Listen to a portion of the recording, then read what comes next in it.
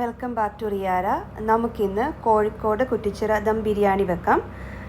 നമ്മളിപ്പോൾ ഇന്ന് വെക്കാൻ പോകുന്ന ചിക്കൻ ബിരിയാണിയിൽ പച്ച മസാലയിൽ വേവിക്കാത്ത ചിക്കനും വേവിച്ച അരിയുമാണ് ഉപയോഗിക്കുന്നത്. നമുക്കപ്പോൾ വീഡിയോയിലോട്ട് പോകാം.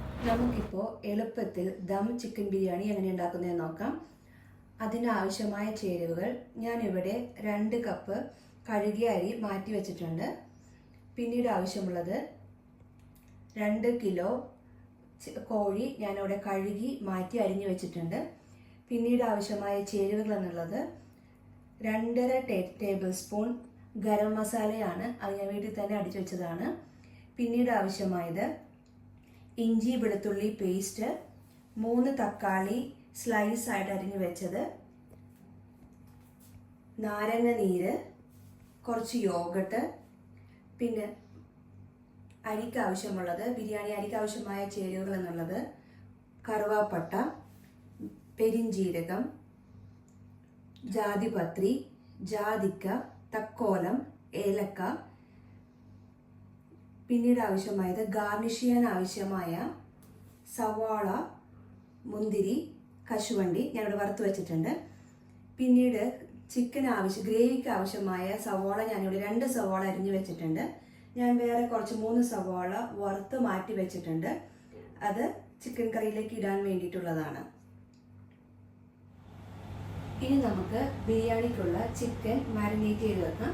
അതിനാവശ്യമായ സാധനങ്ങൾ ഞാൻ നേരത്തെ പറഞ്ഞ പോലെ സവാള ഞാനിവിടെ വറുത്ത് വെച്ചിട്ടുണ്ട്. പിന്നീട് അതിനാവശ്യമായത് 2.5 ടേബിൾ സ്പൂൺ ഗരം മസാല, സവാള, യോഗട്ട്, നാരങ്ങ നീര്. ഞാനിപ്പോൾ ചെയ്യാൻ വേണ്ടി പോകുന്നത് നമുക്ക് നന്നായിട്ട് യോജിപ്പിച്ച് വെക്കണം. അതിന് വേണ്ടിയിട്ട് നമുക്കൊരു കടായിലെ പ്രത്യേക ഹൈലൈറ്റ് എന്നുള്ളത് നമ്മൾ ചിക്കൻ സെപ്പറേറ്റ് വേവിക്കുന്നില്ല. ഇത് ചോറിനൊപ്പം തന്നെ നമ്മൾ ദമ്മിട്ട് വെക്കുകയാണ് ചെയ്യുന്നത്. നമുക്കിപ്പോൾ ചിക്കൻ അടുപ്പത്ത് വെക്കാനായിട്ട് നല്ല അടികട്ടിയുള്ള പാത്രം എടുത്ത് വെക്കാം. കാരണം നമുക്ക് ദമ്മിടാനുള്ളത് കൊണ്ട് ഒന്നെങ്കിൽ നമുക്ക് കലമോ അല്ലെങ്കിൽ അതനുസരിച്ചുള്ള പോട്ട് റെഡിയാക്കി വെക്കാം. ഇപ്പോൾ എനിക്ക് ഉള്ളത് ബിരിയാണി പോട്ടാണ്. ഞാനിപ്പോൾ അതിലോട്ട് നമ്മൾ എടുത്തു വെച്ചിരിക്കുന്ന 2 കിലോ ചിക്കൻ അതിനകത്തേക്ക് ഇട്ട് കൊടുക്കാം.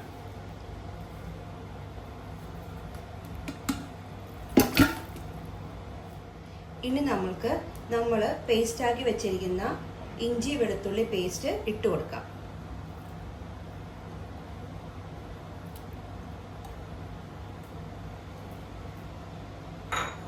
ഇനി നമുക്ക് അതിലോട്ട് യോഗട്ട് ഇട്ട് കൊടുക്കാം.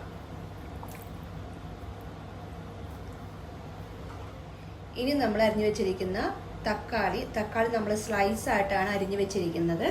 ആ അരിഞ്ഞു വെച്ചിരിക്കുന്ന സ്ലൈസ് ആയിട്ടുള്ള തക്കാളിയും പുതിനയിലയും മല്ലിയിലയും കൂടി അതിലേക്ക് ഇട്ട് കൊടുക്കാം. തക്കാളിയുടെ വെള്ളവും അതിലുണ്ടാവും. അപ്പോൾ അതും അതിലേക്കാവുമ്പോൾ കൂടുതൽ ഗ്രേവിക്ക് നല്ലതാണ്. നമ്മുടെ യോഗട്ടിന് പുളിയില്ലാത്തത് കൊണ്ട് ഞാൻ 2 നാരങ്ങ പിഴിഞ്ഞു വെച്ചിട്ടുണ്ട്. 2 നാരങ്ങ നീരും അതിലോട്ട് ഒഴിച്ചു കൊടുക്കാം. പിന്നീട് നമുക്ക് ആവശ്യമുള്ളത് ഉപ്പാണ്. ഉപ്പ് ഓരോരുത്തരുടെ ആവശ്യത്തിനനുസരിച്ച് ഇട്ട് കൊടുക്കണം. കാരണം നമ്മൾ വേറെ ഉപ്പ് ഇടുന്നില്ല. അപ്പോൾ അതുകൊണ്ട് അതനുസരിച്ചിട്ട് വേണം ഉപ്പ് ഇട്ട് കൊടുക്കാനായിട്ട്. നമ്മളിനി എണ്ണയൊന്നും ഒഴിക്കുന്നില്ല. ഞാൻ പറഞ്ഞ പോലെ നമ്മളിനി എണ്ണയൊന്നും ഇടാണ്ട് ഞാൻ 1 ടേബിൾ സ്പൂണ് നെയ്യ് എടുത്തിട്ടുണ്ട്. ആ ടേബിൾ സ്പൂൺ നെയ്യ് ഇട്ട് കൊടുക്കാം.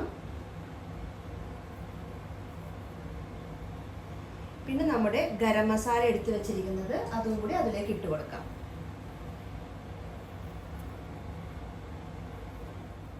ഇത് നന്നായിട്ട് നമുക്കത് കൂട്ടി യോജിപ്പിക്കാം.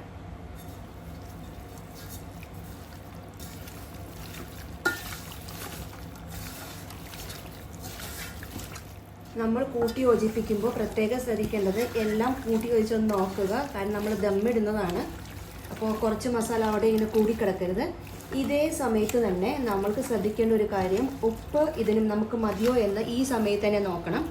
കാരണം നമ്മൾ ദമ്മിടുന്നതുകൊണ്ട് രണ്ടാമത് ഉപ്പ് നോക്കാനുള്ളൊരു സാഹചര്യം നമുക്കില്ല. അപ്പോൾ ഈ സമയത്ത് തന്നെ ഉപ്പ് കറക്റ്റ് ആണോ എന്നൊന്നും ചെക്ക് ചെയ്യുക. നമ്മൾ വറുത്ത് വെച്ചിരുന്നത് 2 സവാളയാണ്. ഞാനിപ്പോൾ അതിലേക്ക് ഇട്ട് കൊടുത്തിട്ടുണ്ട്. ഇനി നമുക്ക് ജസ്റ്റ് ഒന്ന് ഇങ്ങനെ ഇട്ട് കൊടുക്കാം. കുറച്ച് നേരം ഇവിടെ ഇരിക്കട്ടെ. നമുക്ക് ആ സമയം കൊണ്ട് ബിരിയാണിക്കുള്ള അരി റെഡിയാക്കിയിട്ട് വരാം. നമുക്കിനി ബിരിയാണി ചോറ് വെക്കാം. ഞാൻ അതിനായിട്ട് കടായി വെച്ചിട്ടുണ്ട്. നമുക്കത് ഓണാക്കാം. ഇനി നമുക്കതിലോട്ട് 1 സ്പൂൺ നെയ്യ് ഒഴിച്ചു കൊടുക്കാം. ഞാൻ സവാള വറുത്ത് നമുക്കിപ്പോൾ കടായിലോട്ട് നമ്മൾ 1 സ്പൂൺ നെയ്യ് ഒഴിച്ചിട്ടുണ്ട്. പിന്നെ നമ്മൾ സവാള വറുത്ത എണ്ണ 1 സ്പൂണ് അതിലോട്ട് ഒഴിച്ചു കൊടുക്കാം.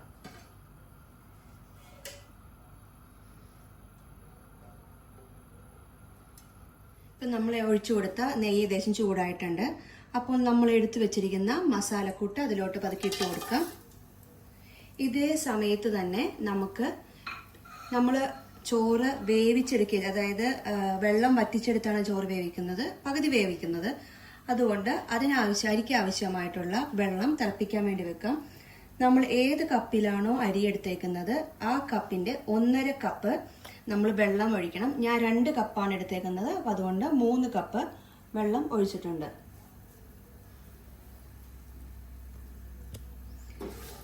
നമുക്ക് പതുക്കെ ഒന്ന് ഇളക്കി കൊടുക്കാം. ഇപ്പം ഏകദേശം ഒന്ന് ചൂടായി വന്നിട്ടുണ്ട്. അപ്പോൾ നമുക്ക് കഴുകി വാരി വെച്ചിരിക്കുന്ന അരി ഇതിലേട്ടിട്ട് നന്നായിട്ടൊന്ന് ഇളക്കി കൊടുക്കാം.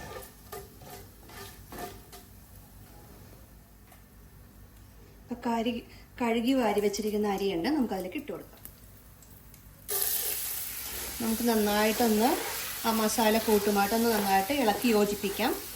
ഈ സമയത്ത് ഇതിൻ്റെ ഗുണമെന്നുള്ളത് നെയ്യും മസാല കൂട്ടും നന്നായിട്ട് കൂട്ടി യോജിപ്പിക്കുമ്പോൾ അതിൻ്റെ ഒരു മണവും ആ ഒരു ടേസ്റ്റും അരിയിൽ നന്നായിട്ട് ഇറങ്ങും. ഇതിൻ്റെ വേറൊരു ഗുണമെന്നുള്ളത് ചോറ് അങ്ങോട്ടും ഇങ്ങോട്ടും കൂട്ടി യോജിപ്പിക്കില്ല, നന്നായിട്ട് വിട്ട് ചോറിരിക്കും. കാരണം നമ്മുടെ നെയ്യും കുറച്ച് എണ്ണയും അത് അതിൻ്റെ ഒരു ടിപ്പാണ്. അതായത് നെയ്യും എണ്ണയും കൂടി ഒഴിക്കുമ്പോൾ ചോറ് കൂട്ടി യോജിപ്പിച്ചിരിക്കില്ല, നന്നായിട്ട് വിട്ടിരിക്കും. പിന്നെ ഞാൻ പറയാൻ മറന്നുപോയ കാര്യമുണ്ട്, നമ്മൾ വെള്ളം വെച്ച സമയത്ത് ആവശ്യമായ ഉപ്പ് അതിലേക്ക് ഇട്ട് കൊടുക്കണം. അപ്പോൾ നമ്മൾ വെള്ളം വെക്കുമ്പോൾ തന്നെ ഉപ്പ് ഇട്ട് കൊടുക്കുക. ഞാൻ മറന്നുപോയിരുന്നു, ഇപ്പം ഞാനത് ഇട്ട് കൊടുക്കുന്നുണ്ട്.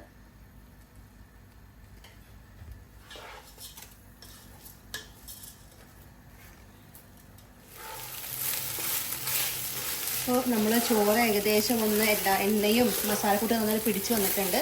നമുക്കത് അറിയാൻ പറ്റുന്നത് അതിൻ്റെ മണം ശരിക്കും നന്നായിട്ട് പുറത്തു വരും. നമ്മുടെ ബിരിയാണിയുടെ അതേ ഒരു മണം നമുക്ക് ഇപ്പോൾ ഈ സമയത്ത് വരുന്നുണ്ട്. പിന്നെ എന്നുള്ളത് നമ്മൾ വെച്ചിരിക്കുന്ന വെള്ളത്തിൽ പ്രത്യേകം ശ്രദ്ധിക്കേണ്ടത് ഒരു തരി ഉപ്പ് മുമ്പിൽ നിൽക്കണം. കാരണം നമ്മൾ വേറെ പ്രത്യേകിച്ചൊന്നും ഉപ്പിടുന്നില്ല, കറിയിലിട്ട പോലെ തന്നെ ഈ വെള്ളത്തിലാണ് നമ്മൾ ഉപ്പിടുന്നത്. അപ്പോൾ നന്നായിട്ട് ഉപ്പ് പിടിക്കുക. അതിനോട് സ്വല്പം ഒരു തരി മുമ്പിൽ വെക്കുക.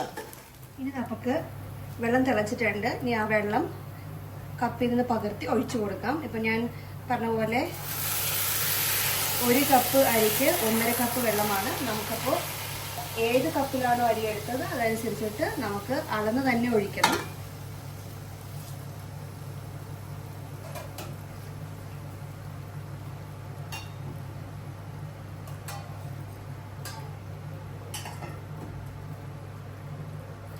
ഞാനിപ്പോൾ 3 കപ്പ് വെള്ളം ഒഴിച്ചിട്ടുണ്ട്. ഞാനിപ്പോൾ വെള്ളം ഒഴിച്ച് കഴിഞ്ഞിട്ടുണ്ട്. നമ്മളൊന്ന് ഇളക്കി കൊടുക്കാം. വെള്ളം തീ എപ്പോഴും ഹൈ ഫ്ലെയിമിൽ തന്നെ വെക്കുക. നമ്മളിനി ഒരു 5 മിനിറ്റ് ഒന്ന് തിളക്കാൻ വേണ്ടി വെയിറ്റ് ചെയ്യുക. മെയിൻ വൈ നമുക്കൊന്നത് കൂട്ടി വെക്കാം. ഈ സമയത്ത് തന്നെ വെള്ളം നമുക്ക് വറ്റിച്ചു കൊടുക്കാം. ഏകദേശം വെള്ളം നന്നായിട്ട് വറ്റി വരുന്നുണ്ട്. നന്നായിട്ട് വറ്റുന്നവരെ നമുക്കൊന്നും കൂടി ഒന്ന് നോക്കാം.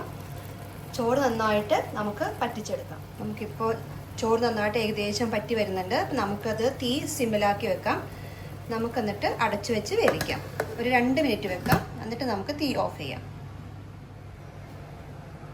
ഓക്കെ, നമുക്കിപ്പോൾ ഏകദേശം 2 മിനിറ്റ് ആയിട്ടുണ്ട്. നമുക്കിത് ഓഫ് ചെയ്ത് മാറ്റി വെക്കാം. നമുക്ക് ഈ സമയത്ത് തന്നെ നമ്മൾ മാഗ്നേറ്റ് ചെയ്ത് വെച്ചിരിക്കുന്ന ചിക്കൻ അടപ്പ് കത്തിക്കേണ്ട, മാറ്റി അടപ്പിന് മേളിൽ തന്നെ വെക്കാം. എന്നിട്ട് നമുക്ക് നമ്മുടെ ചോറ് അതിലേക്ക് ഇട്ടിട്ട് കൊടുക്കാം. നമുക്ക് ചോറ് അതിലേക്ക് ഇട്ട് കൊടുക്കാം. അതോടൊപ്പം തന്നെ നമ്മൾ എടുത്തു വെച്ചിരിക്കുന്ന സവാളയും മുന്തിരിയും ഇടയ്ക്കിടയ്ക്ക് ഗാർണിഷ് ചെയ്യാൻ വേണ്ടി നമുക്ക് ഇട്ട് കൊടുക്കാം.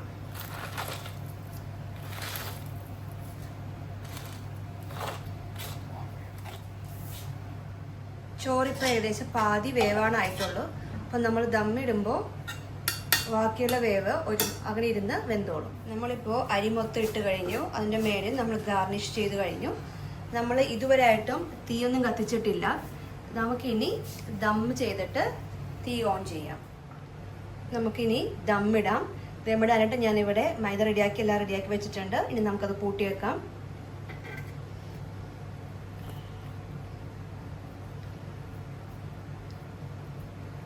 നമുക്ക് നന്നായിട്ട് ദമ്മിട്ടതിന് ശേഷം മാത്രം തീ ഓൺ ചെയ്യാം.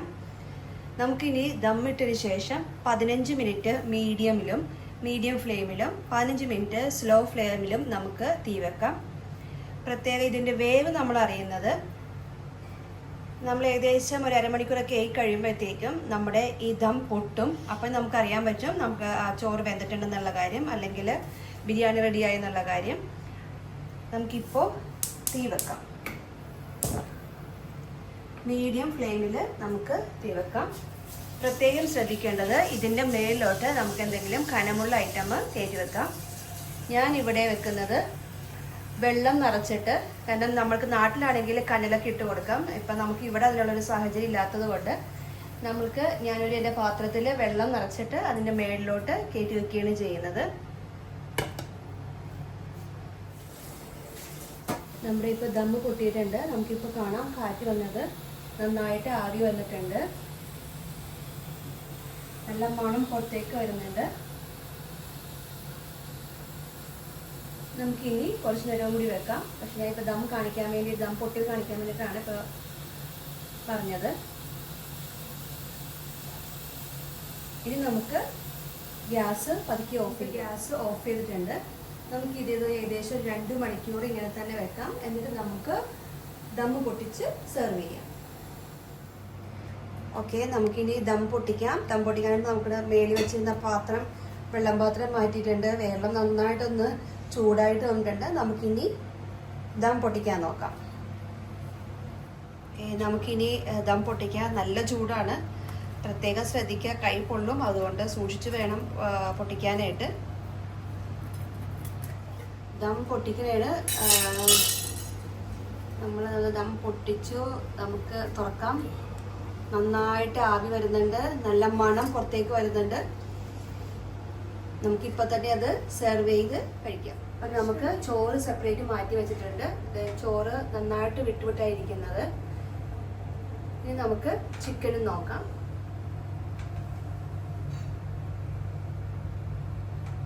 ഇനി നമുക്ക് സെർവ് ചെയ്യാം.